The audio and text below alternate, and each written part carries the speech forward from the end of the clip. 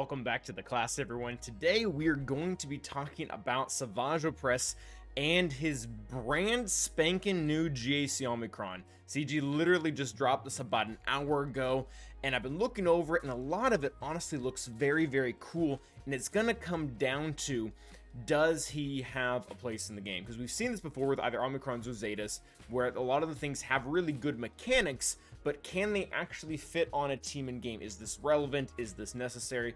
Is this going to change the matchup? So without further ado, let's go ahead and just gaze over it, look to see what it has to offer, and see if it's going to interact with his kit alone, and then try to see if we can fit him in a team and decide if this is really a good idea.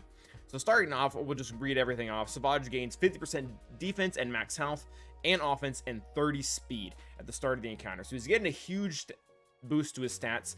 I still don't love how he isn't immune to max health damage. Like, that's still a pretty big issue here, but there are what kind of ways around it. Like Courage, for example, if you still use Padme Lead, is still gonna just rip right through him. So maybe towards the mid game where people don't have JMK, this still isn't that great of an idea. Savage gains 2 stacks of resilient defense.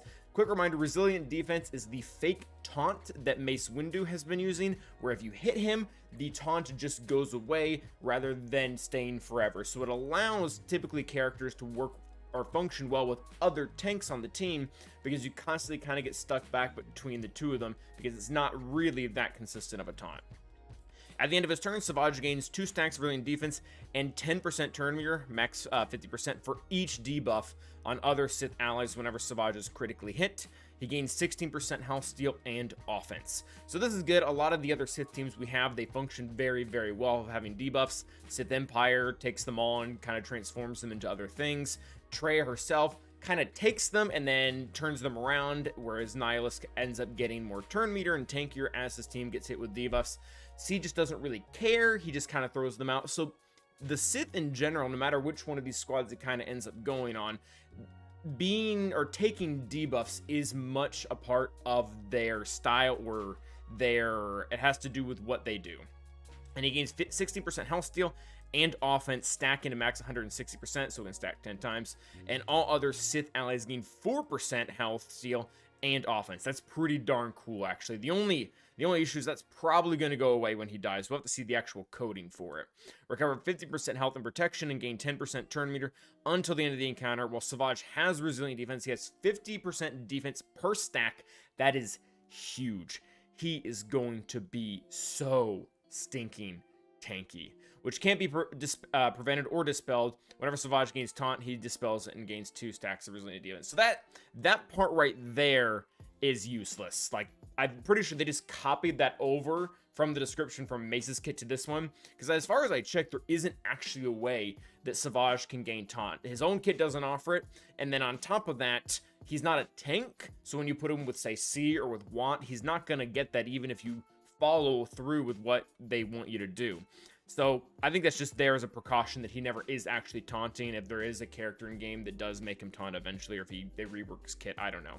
But also, one really stinking huge thing that we need to pay attention to.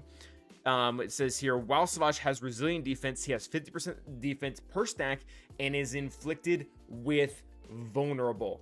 This is huge, because anyone who's known Savage's kit for any amount of time knows that dispel all debuffs from Savage whenever he is critically hit. So he's going to constantly be taking in these debuffs. He's going to get a huge amount of stacking defense himself. He's already going to have extra max health in the very beginning.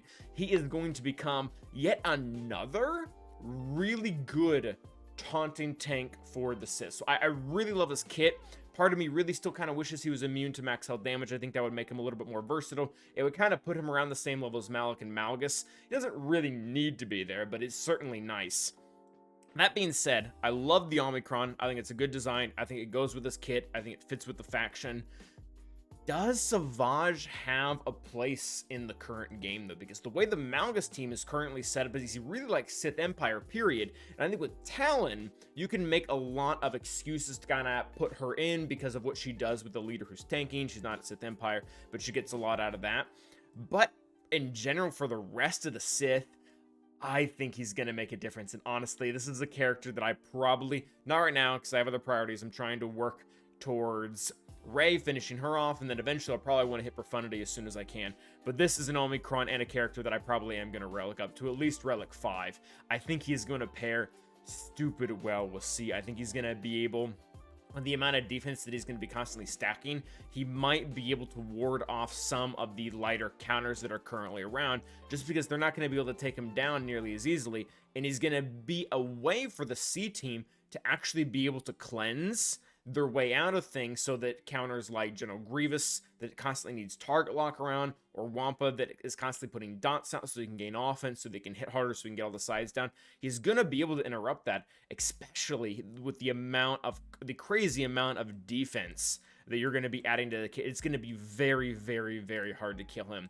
I don't think this is going to be enough to really stop SLK at the end of the day. Him getting stunned, it might slow him down. It might be okay if you're wanting to try to stop an SLK solo, for example, but a normal SLK, I think, is still going to wipe the floor with him. And in fact, this probably isn't going to change the matchup for most of things. Like, I'm sure he will do fine with Sia against Rey as just another tank. He might be able to tank a Whirlwind with 50% extra health, maybe not. I don't think it's going to wildly change up a lot of the Galactic Legend counters within C, but I think he can help to stop, or at least to help mitigate a lot of the stuff that is happening in the off-meta counters.